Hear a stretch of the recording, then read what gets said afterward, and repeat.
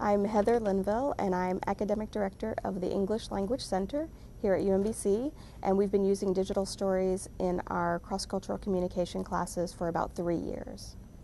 I've done a lot of reflection on what exactly the objective of using the digital story with our students is. And for us, there's probably 3 main objectives. Number one, we want the students to do a project that allows them to interact with each other, to negotiate meaning with a real audience, to improve their language skills.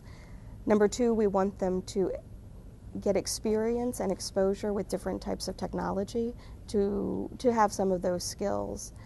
And the third point is cross-cultural communication. We want the students to demonstrate that they have reflected on their cross-cultural experience here in the United States, and they've taken the themes of the class and demonstrated them in some way in the digital story. So when you have those 3 pieces, how do you assess them?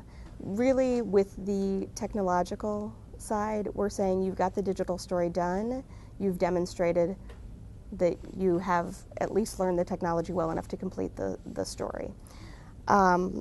With the cross-cultural piece, if the story demonstrates in any way that it reflects on or references back to the cross-cultural component of the course, we feel like that has also been taken care of.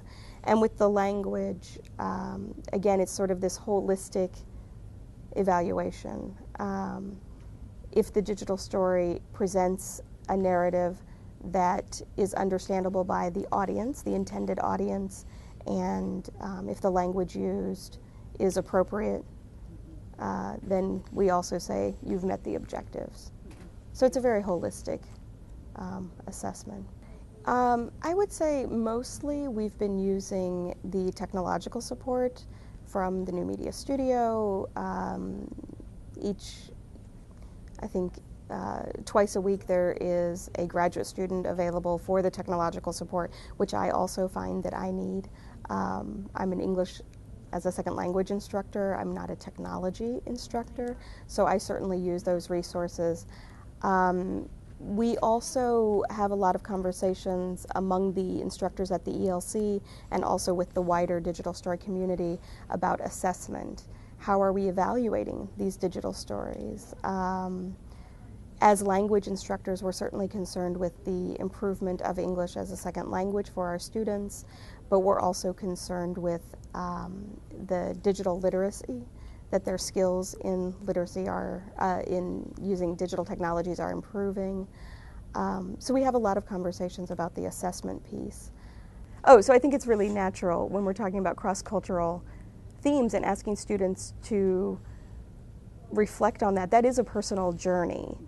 Everyone, when you're in a new cultural environment, it becomes a very personal story. What is happening to me? So asking students to write about that in a final paper or final exam seems a little unnatural, whereas telling a story seems like the best way to get at that. And yet students, because they come from varied cultural backgrounds, may or may not be willing to take that leap of faith. But I think those students also, at the end of the process, they also come back and they realize, oh, I really did improve my language skills, I really did demonstrate my knowledge, and they end up being very proud of their product. And they can share it with people back home, they can share it with people here. So I think the process itself convinces them, maybe even more than the instructor saying, this is good for you.